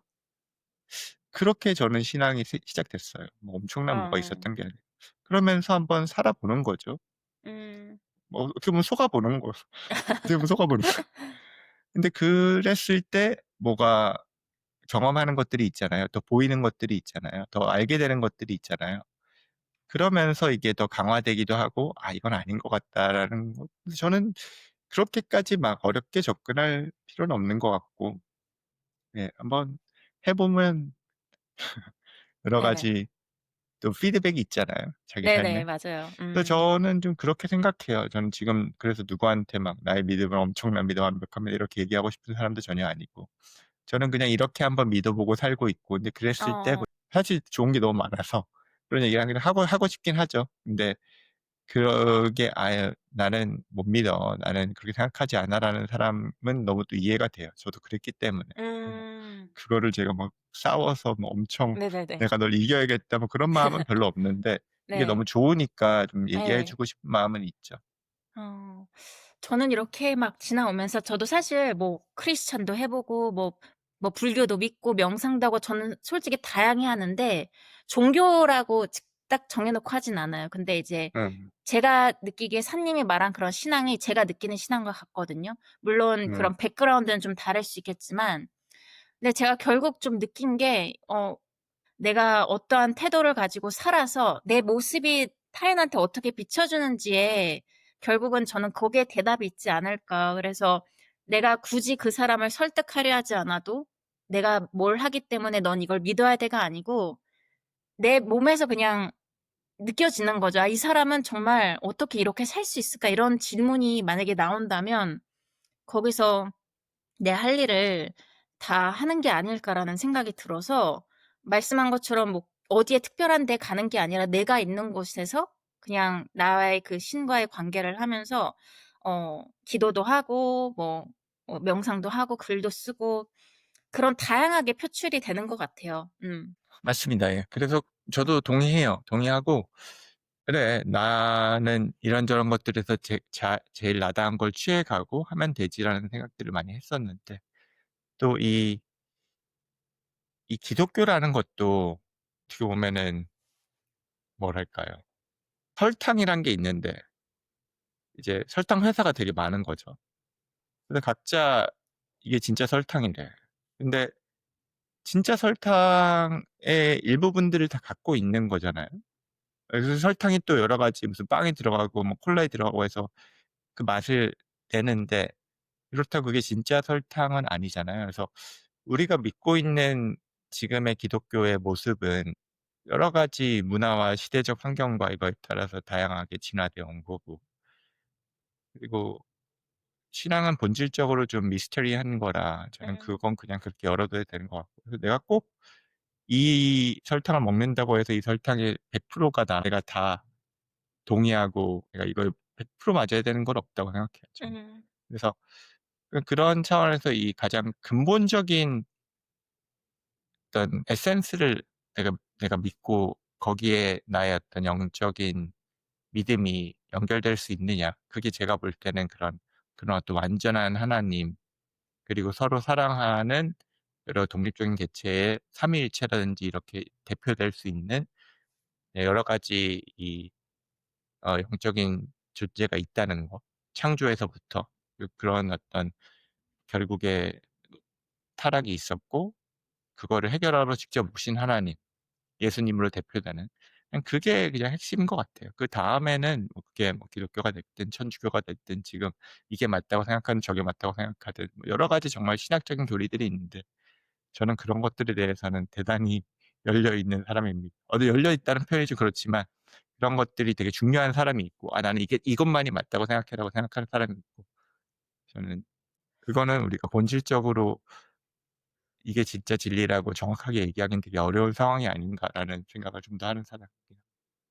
뭐 다양하게 갈 수 있을 것 같아요. 여러 가지 음. 방법이 많이 있는 거 우리가 한 곳을 가는데 이 길이 있고 저 길이 있고 전 이렇게 해석을 했어요. 제 개인적으로는 하나님은 어떻게 생각하시는지 모르겠는데 제가 다양한 종교를 공부를 하고 음. 다양한 문학책을 보고 뭐 명상도 해 보고 여러 가지 이런 도파도 가 보고 하면서 느낀 건 결국 다 같은 얘기를 한다라는 생각이 전 들었거든요. 그래서 '우린 다 같은 얘기를 하고 있는데 말을 그냥 다 다르게 할 뿐이야.' 왜냐면 내가 예. 경험한 게 시대적 따라서 상황에 따라서 장소, 문화 이런 게 너무 다르니까 인간이 할 수 있는 게 그 정해져 있는 이 말 안에서 표현을 하려니까 좀 음. 다른데 결국은 이거 다 똑같은 얘기하고 있는 거구나. 그 에센스는 다 같은데 그래서 저는 이게 싸우는 것 자체가 이제 웃긴 건 거죠. 우리 음. 똑같은 거 보고 '이게 맞아, 이게 맞아. 너도 맞고 얘도 맞는데 우리 음. 이것만 이게 중요한 거야. 본질을 잊지 말자.' 저는 제 결론은 약간 그렇게 났던 것 같아요. 그래서 음. 그 본질을 어 찾아서 어 이제 믿음으로 이제 가는 거죠. 그 본질을 이제 안다라고 나는 이제 네. 안다. 그래서 '난 거길 가겠다.' 이런 식으로 지금은 편안하게 예전에는 막 고민을 많이 했어요. '아 이게 맞나? 저게 맞나? 어딜 가야 돼?' 뭐 음. 이랬는데 지금은 어떻게 보면은 좀 더 확신이 생겼다고 말을 할 수 있는 것 같고 물론 삶에서 흔들릴 때가 있죠. 우리 이렇게 막 걱정될 때도 있고 두려움이 올 때도 음. 있지만 그 와중에도 뭔가 그 확고한 게 이렇게 내 안에서 자라면서 저는 그랬던 것 같아요, 저한테는. 저는 지금 말씀하신 생각의 흐름은 너무 이해가 돼요. 저도 좀 그런 생각들을 했었거든요. 결국에 다 본질은 비슷하고 근데 너무나 환경이 다르니까 내가 여기 태어나서 이렇게 느낄 수도 있고 저렇게 봤을 수도 있고 그리고 제가 좋아하는 그런 되게 영적인 사람들 저랑 컬러가 좀 비슷하고 호기심도 많고 관심도 많은 사람들을 보면은 지금 이제 민수님처럼의 그런 답을 좀 찾아가시는 분들도 종종 있고요, 제 주위에. 근데 제가 적어도 갖고 있는 믿음과 답은 좀 다르긴 해요. 결국에 이게 다 비슷비슷하고 다양한 길이 있는 게 아니야라고 생각했고 사실 예를 들면 이제 나는 '내가 찾았어. 이 길이야.'라고 하면은 그걸 어떻게 알아? 그게 말이 돼? 뭐 다른 사람도 그렇게 생각할 수 있잖아요. 뭐 이런 여러 가지 고민들이 질문이 있었는데 근데 이 기독교 신앙의 가장 큰 핵심은 이 문제를 내가 해결할 수 없는 걸 인정하는 데도 있거든요. 음. 나는 이 끊어진 관계, 이 완전했던 창조에서 이제는 벗어나 버린 이 세상, 또 죄의 문제 이거를 해결할 수 없는 사람이야를 겸허하게 인정하고 그거를 직접 해결하러 와 주신 신을 받아들이는데 그 핵심이 있다고 봐요. 그래서 엄청나게 겸손해지는 종교예요, 기독교는 사실. 내가 이것도 되고 저것도 되고 하다 보면은 본질적으로 기독교가 믿고 있고 제가 믿고 있는 신앙은 '아 내 안에는 해답이 없다. 나는 얼마든지 정말로 이제 죄라는 단어가 되게 무거운데 음. 그거에 충분히 빠지고 거기에 거하고 그렇게 살 수 있는 사람이다.'라는 거를 인정해요. 하는 아주 겸손해지는 종교. 그렇게 되면 결국에 나는 뭐 결국 내 잘못이라는 거 아니에요, 그렇게 태어났으니까. 근데 그냥 그걸 인정하는 거죠. '아 그래. 그렇게 태어났는데 나는 안 되겠구나. 나 혼자서는 안 되겠구나. 그 손을 내가 잡아야겠구나. 그걸 믿어야겠구나. 그걸 붙들어 봐야겠구나.'라는 그걸 인정하는 거와 아니면 뭐 그럴 수도 있고 아닐 수도 있고 그냥 우리가 하는 다양한 이런 뭐 명상이라든지 이런 것들도 우리를 결국에 스피리추얼한 뭐로 빵으로 갈 수 있을 거야라고 믿는 다른 또 믿음의 갈래의 흐름이 있는 것 같아요. 네. 음. 어 약간 주제를 바꿔서 제가 아까 앞에서 살짝 나왔던 얘기가 있는데 어 비영리 단체에서 또 얘기를 하셨잖아요. 그래서 조직 네. 내 역할을 넘어서 또 더 큰 사회적 실천으로 확장을 해 가고 계시는데 이 2045 펠로우십이라는 프로젝트가 어떤 문제 의식에서 시작됐고 지금 어떤 분들과 함께하고 계신지 좀 나눠 주실 수 있을까요? 어느 사회에나 되게 중요한 여러 가지 이런 축들이나 구성되는 부분들이 있잖아요. 네네. 정치 너무나 중요한데 음. 이제 정치의 영역에 이제 이 다양한 사람들이 또 정말로 우수한 인재들이 모일 수 있는 소위 말하는 산업 또는 커리어라는 게 얼마나 존재하냐라고 봤을 때 나는 한국의 공공 문제에 관심이 많고 직접 그런 것들을 뭔가 해결해 보고 싶은데 지금으로서 보이는 패스는 뭐 변호사를 하거나 아니면 뭐 언론인이 되거나 아니면 나중에 뭐 내가 진짜 기업가로서 돈을 되게 많이 벌거나 뭔가 이제 그런 것들을 통해서 나중에 그런 일들을 할 수 있지 나는 그런 데 관심이 있어서 이런 활동도 해 보고 저런 활동도 해 보고 하면서 이런 것들이 나의 어떤 커뮤니티가 되고 커리어가 되고 하는 것들은 너무 없다고 느껴졌던 게 첫 번째 가장 큰 문제의식이고 두 번째는 이 한국에서 소위 말하는 당장 뭐 잡을 잡고 뭔가 이런 스킬을 쌓고 하는 그런 것들에 대한 수많은 프로페셔널한 한 여러 가지 도움이라든지 이런 기관들은 너무 잘 돼 있는데 그런 게 아니라 조금 더 본질적인 경험들을 하고 고민들을 하고 가치들을 한번 추구해 보고 하는 그런 것들이 젊은 시절엔 너무나 중요한 경험일 수 있고 뭐 저도 MBA 때 그런 것들을 경험했는데 그런 걸 할 수 있을 만한 어떤 리더십 뭐 음. 펠로우십 뭐 그런 것들을 음. 또 제공해 주는 멘토십 이런 것들은 몇 개 없다. 네. 예를 들면 이런 거죠.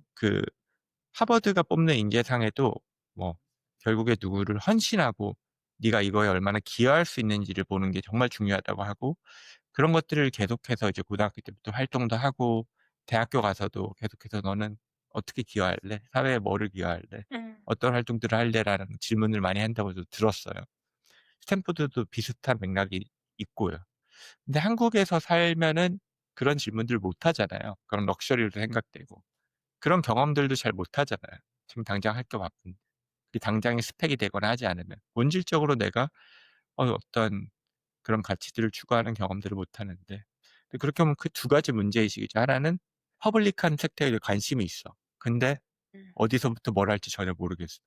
또 하나는 젊은 시절에 본질적인 가치를 추구하면서 나 밖을 좀 넘어서는 이런 것들을 다른 사람들과 같이 경험해 보고 생각해 보고 고민해 보는 그런 경험이나 시간들을 가질 수 있는 환경이 너무 없어. 이런 것들을 이제 종합해 봤을 때 이런 데서 관심 있는 사람들이 이런 경험을 할 수 있는 단체를 만들면 적어도 요 사람들한테 되게 큰 의미를 임팩트를 줄 수 있으면 당장 이 단체에서 엄청난 사회 문제를 해결하지 않아도 '이 사람들이 성장하는 데는 큰 도움이 되겠다.' 그리고 이게 꾸준히 지나서 이게 뭐 처음엔 몇십 명이 몇백 명이 되고 몇천 명이 되면은 그거 자체가 '사회에 좀 필요한 마중물을 주는 일이 될 수 있지 않을까?' 그런 생각으로 정말 뜻이 맞는 지인과 이 펠로우십이라는 거를 시작해 보게 됐고요. 네. 음. 그래서 지금 올해 한 2 년째 어 몇십 명씩 네. 같이 한번 이 길을 가 보고 있습니다. 너무 좋은 것 같아요. 사회에 어떻게 보면 환원을 하는 그런 일을 또 하고 계신데 펠로우십이라는 게 그럼 좀 네트워킹에 좀 더 초점이 맞춰졌을까요? 아니면 좀 어떠한 교육을 또 해 주는 그런 프로그램일까요? 교육과 네트워킹이 이렇게 같이 가긴 해요. 예. 그게 네트워킹이란 말이 좀 그렇긴 한데 좋은 경험에 초점을 많이 맞추고 있습니다. 음. 이 사람들이 좋은 사람들을 만나서 그런 이야기를 듣고 또 같이 이야기해 볼 수 있고 서로 고민해서 프로젝트도 해볼 수 있고 대략 이런 식으로 운영이 되는데 오리엔테이션을 하면서 서로 소개도 하고 알아가고 또 거기에 계속 이런 영감을 줄 수 있는 여러 사람들을 불러서 강연도 듣고 같이 얘기들도 나눠 보고 또 되게 다양한 주제들을 이렇게 소개를 해 줘요. 교육 문제라든지 뭐 음. 경제 문제라든지 이런 데 다양한 리더들이 와서 본인들의 생각을 나누고 서로 같이 뭐 통일 문제라든지 이런 것들을 고민하고, 음. 그다음에 이 친구들이 직접 팀을 만들어서 그거를 뭔가를 자기가 관심 있는 부분을 디벨롭을 해 보고, 또 그 과정에서 계속해서 관련된 분이라든지 이런 분들을 연사로 모셔서 약간 강연을 듣거나 멘토십을 진행하고, 나중에 그런 데에서 좀 좋은 몇 명을 선발해서 해외의 다른 곳으로 가 보거나 아니면 해외의 음. 다른 펠로십이랑 연결할 수 있는 그런 또 기회들도 제공해 주고요. 너무 좋네요. 그러니까 어떻게 네. 보면 가능성이 있는 그런 젊은 인재들을 발굴을 하셔서 그들의 의식을 좀 확장시켜서 다양한 것을 경험해 줘서 그들이 이제 추후에 또 그런 좋은 일들을 어 한국의 이런 기반이 될 수 있는 그런 역할을 할 수 있도록 어떻게 보면은 그런 씨앗을 뿌리는 그런 작업이라고도 볼 수 있을 것 같아요. 맞나요? 네. 예. 예. 예. 이 넥스트 제너레이션 뭐 차세대 리더들을 저희는 발굴하고 음. 서포트하고, 예, 이 성장할 수 네. 있는 걸 돕는다는 생각을 어 가지고 있습니다. 네. 그러면 거의 뭐 장학금 수준 장학 아, 수준으로 아닙니다. 이렇게 뭐 하는 건가요? 그런 건 아닙니다. 뭐 네. 저희한테 큰 재정이 있진 않고요. 그냥 아. 이들한테 뭐 모이고 그런 네네. 것들을 할 수 있는 환경들을 제공하는 데 음. 노력하고 있습니다. 어. 너무 좋은 것 같아요. 너무 되게 보면서 '아 정말 멋진 일을 하시는구나.'라고 생각이 됐는데 사님이 지금 이걸 하시면서 느끼시기에 지금의 청년들에게 가장 필요한 질문이나 태도는 어떤 거라고 보시나요? 사실 저는 좀 그런 어떤 조언 같은 거가 되게 망설여지긴 해요.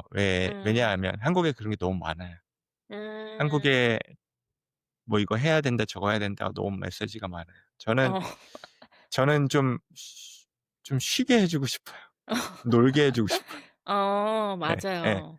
예. 그냥 이제 청년들이 저희 펠로십 와서 행복했으면 좋겠어요. 와서 음. 어 막 일상을 정신없이 살다가 오면은 힐링도 되고 새로운 영감도 음. 받고, 예, 그냥 어. 질문하지 마. 와 와서 좀 쉬어. 그냥 와서 쉬어. 좀 너다운 생각하고, 네네. "너는 이런 질문 이런 거 재밌지? 이런 거 좀 네네. 발견해 봐." 예. 전 그러고 아 싶어요. 정답인 것 같아요. 아까 그래서 제가 네트워킹이란 말을 썼을 때 되게 쪼금 이렇게 하신 게 느낌 이렇게 이해가 가는 게 맞아요. 우리가 너무너무 이런 능력 있는 친구들이 많은데 한국에 그 능력이 지금 발휘가 안 되는 게 가장 큰 문제인 것 같아요. 이 너무 조여 있으니까 이거를 음. 펼칠 수가 없는 거죠. 저희도 음. 아마 저도 사실 그렇게 자라서 항상 '내가 그러지 않았으면 더 더 큰일이라고 하긴 좀 그렇고 '좀 더 또 다르게 변하지 맞아요. 않았을까.'라는 생각을 많이 해요. 그래서 그런 부분이 아쉬웠는데 그런 것들을 또 서포트를 해 주신다고 하니까 너무 부럽네요. 이 펠로우십에 아닙니다. 참여하는 친구들이.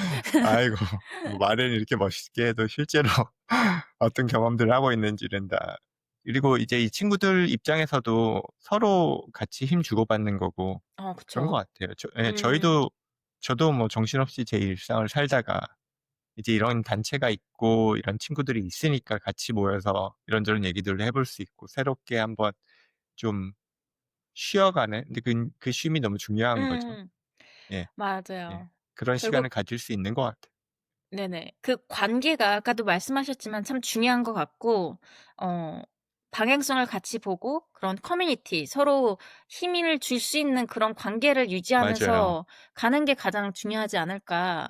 그러니까 이게 나 혼자 가는 게 아니라 '내가 너를 밟고 갈 거야.'가 아니라 '우리 같이 음. 해 보자. 그러면 더 멀리 더 크게 갈 수 있다.' 그 관점이 우리가 좀 바뀌어야 되는 그게 아닐까 그런 네. 생각이 듭니다. 이 프로그램에 관심 있으신 분들은 어떻게 그 정보를 얻을 수 있을까요? 그냥 펠로우십 저희 2040? 웹사이트가 있어요. 예. 네. 2045 fellowship.kr, 거기 가면은 이제 다양한 정보들이 다 있고, 이제 올해의 기본적인 요거는 마무리됐는데 내년도에 3기 펠로우를 저희가 연말에 선발하고 할 테니까 또 그때 음. 지원해 주시고 하면은 저희가 뭐 네. 만나 볼 수도 있을 것 같습니다. 저도 지원해도 되나요? 아 네네. 그럼요. 예예. 멘토로 와 어. 주시면 감사하겠습니다. 아 네. 제가 우리 이 네. 얘기를 하면서 진짜 꼭 물어보고 음. 싶었던 게 있는데 사실 지금 한국 사회의 구조적 위기 속에서 지금 정치 이런 공공 분야도 얘기해 주셨는데 사실 스타트업 생태계가 직면한 물론 스타트업뿐만 아니라 다양한 사회적 문제가 지금 있잖아요. 우리 한국 사회가 맞이한 그런 시급한 과제들. 아 그게 무엇이라 보시는지도 여쭤보고 싶은데 그 구조 바깥에서 뭔가 또 시도하고 계신 대안적 접근이 있을지. 한국 사회가 가진 구조적인 문제가 많이 있죠. 하드웨어, 소프트웨어 저는 그런 식으로 좀 생각을 하거든요. 하드웨어적으로는 뭐 인구라든지 경제, 정치 시스템 이런 여러 가지.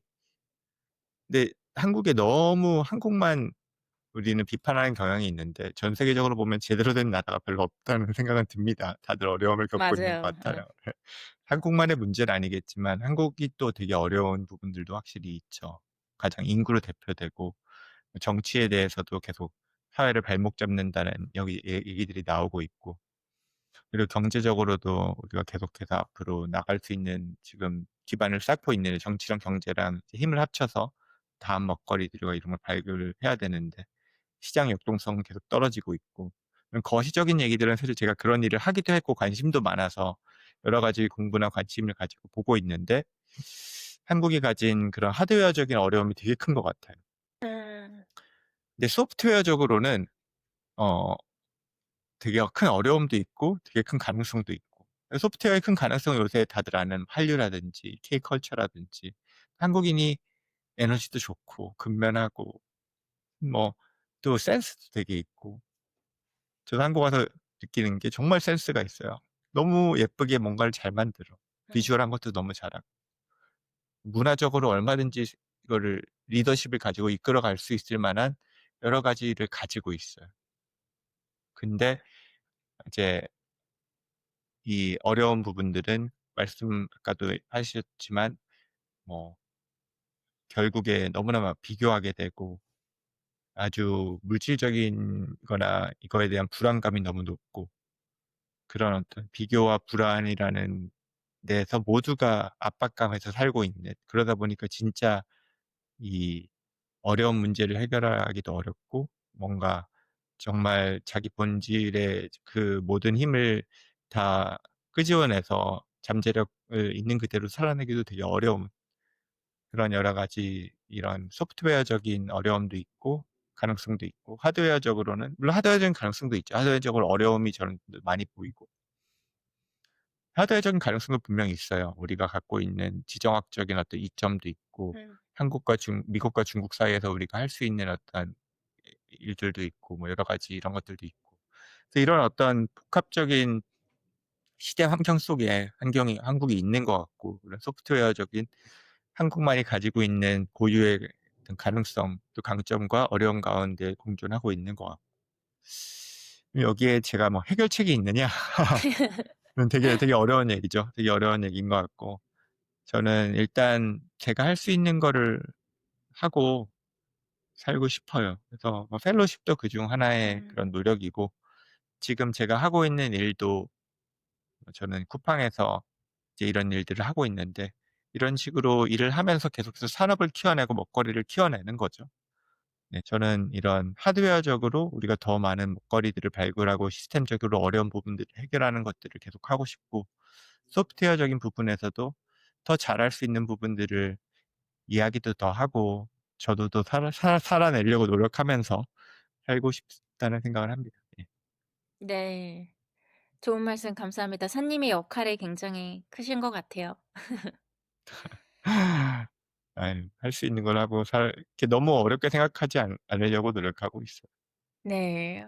혹시 개인이 우리가 개개인별로는 어떻게 사실 이런 생각도 많이 하는 것 같아요. '아 이거 이제 끝났어.' 왜 'Korea is over.' 이런 걸 보면서 되게 참 '처참하다.'라는 생각을 하시는 분들도 되게 많이 있는 것 같아요. 아 이게 특히 어린 친구들 중에서는 '아 나한텐 희망이 없다.' 이러면서 그냥 자포자기하는 그런 분들도 있는데 이런 개개인의 경우 우리는 어떻게 이바지를 할 수 있을까요?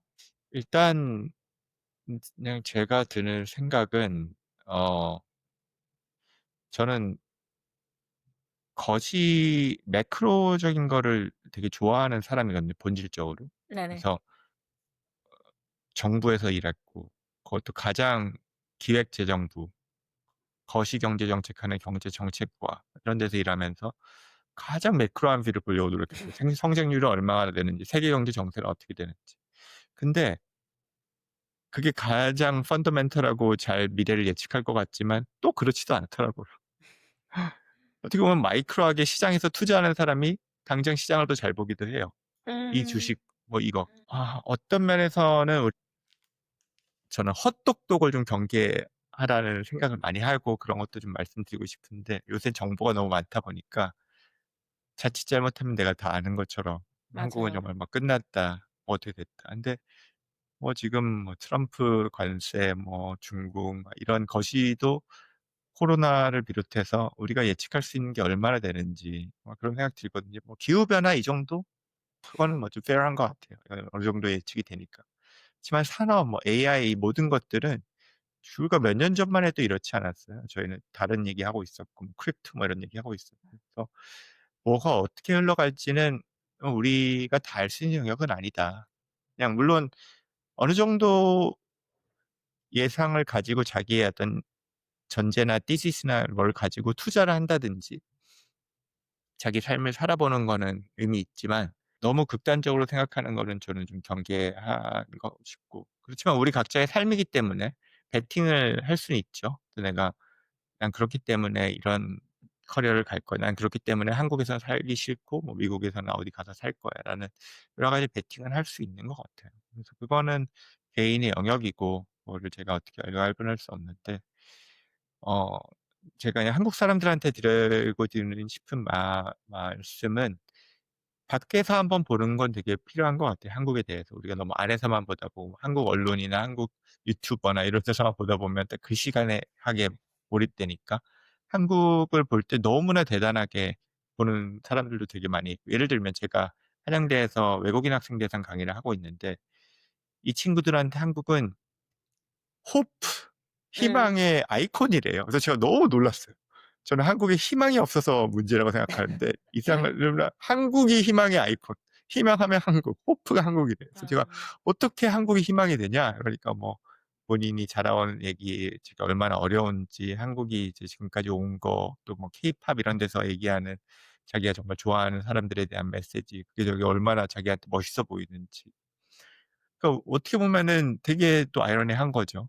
모두가 우리를 희망이라고 많은 사람들이 보고 있는데 정작 우리는 희망이 없대. 근데 이거는 기회일 수도 있는 것 같아요. 그러니까 음. 그거를 저는 꼭 밖에서 보는 시각도 한번 좀 보는 게 우리한테 필요한 것 같다.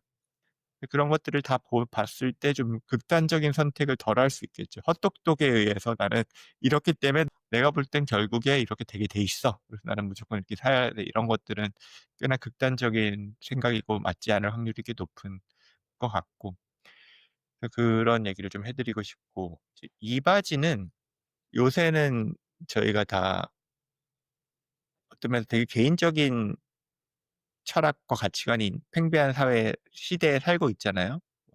우리가 국가에 대해 이렇게 해야 돼. 아니면 우리는 가족이나 공동체 때문에 이렇게 해야 돼가 아니라 정말 '나는 어떻게 살아야 되는가? 나는 어떻게 살아남아야 되는가?' 이런 걸 되게 고민하는 시기라, 그게 또 문법이잖아요. 그런 상황이기 때문에 이 이바지라는 게 억지로 되는 건 아닌 것 같아요.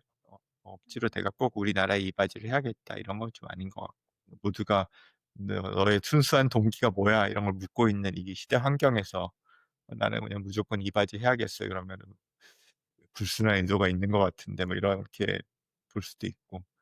그거보다는 그냥 한편으로는 나의 가족이라든지 나한테 주어진 것들을 감사하게 생각하고 기여하면서 내가 거기서 더 피어나고 내가 거기서 더 살아나고 거기서 더 행복해지고, 그런 것들을 많이 잃어버리고 놓치고 살고 있다고 생각하거든요, 한국 사람들은. 그러니까 이바지라는 게 남을 위한, 해야 돼서 하는 의무적인 뭐 그런 거라고 저는 보지 않아요. 제가 펠로십 아까 얘기했는데 저는 어떤 면에서 되게 이기적으로 하고 있거든요. 재밌어서 하는 거고 음. 만나면 즐거워서 하는 거고 엄청난 어떤 뭐 큰 뜻과 목표가 없는 건 아니에요. 그런 것도 있지만 그냥 이걸 하는 저의 동기와 저의 에너지는 되게 개인적이고 되게 마이크로한 부분들도 있어요. 음. '이 바지를 너무 어렵지 않게 생각했으면 좋겠다.' 예. 소소한 삶의 뭐라 그럴까요? 갓생 산다 그러나요? 운동하면서. 그런 느낌으로 우리가 이 바지를 바라볼 수 없을까요? 달리기 하듯이. 네. 네. 네네, 맞습니다. 그런 정도가 좋을 것 같아요 저는. 네네. 네. 말씀하신 거 들으니까 저 또한 사실 제가 이렇게 팟캐스트를 하는 것도 가장 원초적인 건 제가 하고 싶으니까 내가 즐기기 위해서 하는 음. 거고 나를 위한 거죠, 가장 1 차적인 건. 근데 이걸 통해서 또 더 많은 사람들한테 좋은 영향을 끼칠 수 있는 게 그게 또 좋은 거고, 그래서 자신이 할 수 있는 범위 안에서 내 인생 즐기면서 또 남과 함께 나눌 수 있는 일을 한다면 만족스러운 게 아닐까라는 생각이 드네요. 네. 맞습니다 정말. 이제 마지막으로 짧은 질문 몇 가지 드릴 건데요. 선님에 대해 조금 더 가까이 느끼는 그런 시간인데, 먼저 첫 번째 질문입니다. 최근 가장 큰 영감을 준 사람이나 뭐 순간이나 컨텐츠가 있다면 언제였을까요? 사람이랑 순간이라고 하는 게 좋을 것 같아요. 얼마 전에 월드 비전에서 하는 영 리더십 카운슬이라는 30-40 대로 구성된 고액 기부자 모임이 있었어요. 제가 뭐 그걸 뭐 다 알고 간 건 아니고 저도 고액 기부자는 아닌데 거기에 이제 초대돼서 갔는데 거기에 한 이런 30-40대 한 100명 정도가 모여 있더라고요. 다 음. 크리스천들이었어요. 그래서 이 크리스천들이 같이 예배를 드리면서 이 모임에 대해서 나누는데 그거를 시작하고 섬기는 분이 현승원이라는 친구였고 이제 그분이 우리는 왜 모였는지 이건 뭐 하려는 모임인지 이런 것들을 다 나눠 줬어요. 이제 갖고 있는 제가 붙잡는 거는 힘들거나 삶이 어렵거나 막 눈앞이 안 보일 때 제가 붙잡는 거는 제가 받은 비전, 음. 제가 갖고 있는 소망 그런 거거든요. 되게 거창하게 얘기하면은 그 노스 스타라고 진북이라고 '나는 그냥 이 방향으로 가는 미션과 비전이 있어.' 그거는 저한테는 한국의 다음 세대랑 되게 연결이 돼 있어요. 한국의 다음 세대들이 하드웨어적인 소프트웨어적인 저 뭐 저 육 저 세상에서 더 필요한 것들을 더 많이 받고 성장할 수 있는 그런 환경들이 하드웨어적으로도 마련되고 소프트웨어적으로도 더 행복하고 즐겁고 나답게 살 수 있는 그런 환경을 마련하는 데 있는데 그 모임에서 한 이 친구들의 생각과 비전과 컬러가 너무 비슷한 거예요. '아 그런 비전을 가진 사람들이 여기 모여 있구나.' 그리고 또 젊은 친구들 3040 친구들이 또 이 친구들이 자기 사업을 하거나 아니면 어디서 인플루언서를 하거나 해서 말들도 너무 잘하고 막 나서서는 것도 두려워하지 않고 음. 그 에너지가 너무 좋은 거예요. 음. 그 시간들 이 친구들과 같이 하는 가운데에서 정말 큰 영감을 받았어요. '아 이렇게 많은 사람들이 있구나. 정말 멋진 사람들이 같은 방향성을 보는. 같이 뭔가 해 보면 너무 재밌겠다.' 네. 그런 생각을 되게 하면서 다시 한번 '아 그래. 내가 받았던 마음, 나한테 들었던 생각들' 가 결국에 이제 좀 신앙적으로 하면은 컬링이라고 하는데 동일한 부름을 받은 친구들을 만난 느낌? 네. 그런 시간들이 있었어. 아이 셋을 키우며 얻은 가장 큰 깨달음 하나를 꼽자면 뭘까요? 그것도 있어요. 최근에 되게 느낀 건데 아이들한테서 받는 사랑이 제일 순수한 사랑이다. 음. 맞죠. 그 그게 뭐 되게 나의 분신이 태어나서 막 내가 전에 없는 사랑을 주고 이제 내 세상을 사는 의미가 더 생기고 이런 얘기들을 하는 친구들도 봤어요. 근데 그리고 여러 가지 그런 것들도 본질적으로 맞을 수 있죠. 우리가 그냥 하나의 동물로서 생각해 봤을 때 아주 근본적인 진화론적으로나 여러 가지로 봐서 갖고 있는 어떤 본능일 수도 있고 나의 뭔가를 세상에 남긴다는 게. 근데 그런 어떤 뭐랄까요? 어 이것들을 다 차지하고라도 그냥 이 아이들이 온전히 저를 찾고 온전히 어떤 대가나 뭐 어떤 아무런 생각 없이 정말 그냥 아이답게 저를 사랑해 주거든요. 그 아이들의 눈빛, 뭐 표정, 마음에서 느껴지는 제가 받는 그게 물론 뭐 아이들이니까 엄청 힘들고 엄청 짜증나고 엄청 화나게 굴 때도 되게 많아요. 되게 힘들 때도 많고. 근데 아이들한테 그런 거를 순수한 사랑을 받으면 '어 내가 언제 이렇게 사랑받아 봤지? 내가 누구한테 이만큼의 사랑을 받아봤지? 누가 나를 이렇게 맹목적으로 찾고 좋아하지?' 이런 생각 들어요. 그래서 정말 축복인 것 같아요. 선물인 것 같고. 생각을 정리하거나 집중할 때 활용하시는 루틴이나 방법이 있다면 뭘까요? 두세 가지가 있는데 하나는 음. 그냥 저는 아침형 인간이거든요. 그래서 아침 일찍 뭐 운동하고 나만의 하루의 업무를 플래닝하고 정리하고 이런 것들을 되게 좋아해요. 그런 것들이 있어야지 내가 '아 오늘은 이러이러한 일들을 하고 이런 말들을 하고 이런 미팅에서 이렇게 하고' 이런 것들이 준비가 돼 있어야 제가 저의 어떤 프라임한 모습으로 일을 할 수 있는 것 같고요. 근데 그렇게 딱 일할 때 그리고 매일 아침, 새벽 그런 것들을 말고 따로 좀 구별하는 시간들도 가지려고 노력을 해요. 그냥 이 나의 데이 투 데이 워크 모드가 아니라 음. 완전히 내가 다른 모드로 가서 상상을 해 본다거나 완전 거기에서 몰입을 해 본다거나. 근데 그게 너무, 너무 저는 거기에 목마름이 있는데 이게 쉽지는 않아요. 삶에 정신이 없어서. 그래서 사실 지금 하는 이 시간이 쪼금 토요일 아침에 그냥 스타벅스 가서 1-2 시간 애들 깨기 전에나 그 시간이 저한테 좀 그런 시간이 될 때가 많이 있고 너무 그냥 그 시간이 있는 것 자체로 좋아요. 별거 안 하고 일기를 써도 되고 글을 써도 되고 책을 봐도 되는데 어 완전 다른 세상에 좀 가고 싶은 그런 게 있고 아까 말씀드린 예배라는 시간, 그 시간은 또 그거는 제가 주도적으로 뭔가를 딱 구별해서 뭘 한다기보다 어떨 때는 많이 주도권을 내어 드리는 시간이 될 때도 음. 많이 네. 토요일 아침 시간을 뺏는 것 같아서 아유 죄송하네요. 아닙니다. 너무 감사한 시간이네요. 새로운 예. 에너지를 주고. 마지막으로 한 질문 더 드릴게요. 지금까지 인생에서 가장 잘한 선택을 하나 꼽자면요? 가장 잘한 선택이요? 한 두 개 말씀드릴게요. 첫 번째는 믿어 보기로 한 거, 신앙. 두 번째는 아내랑 결혼한 거. 이거 뭐 아내가 꼭 봐서라 아마 안 볼 거예요. 저희 아내 성향상 이런 거 저런 거 별로 안 보는 제가 뭐 얘기하는 거 전혀 보지 않는데 감사한 것 같아요. 뭐 찌지고 볶고 뭐 싸우기도 하고 막 하는데 잘한 선택인 것 같습니다.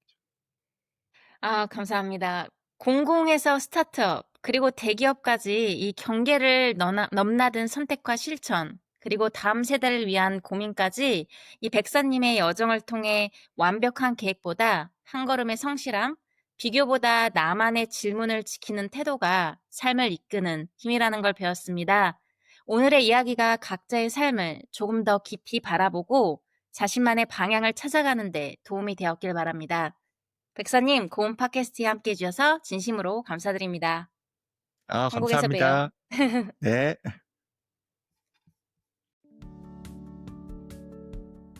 오늘의 대화가 여러분에게도 작은 영감과 용기가 되었길 바랍니다.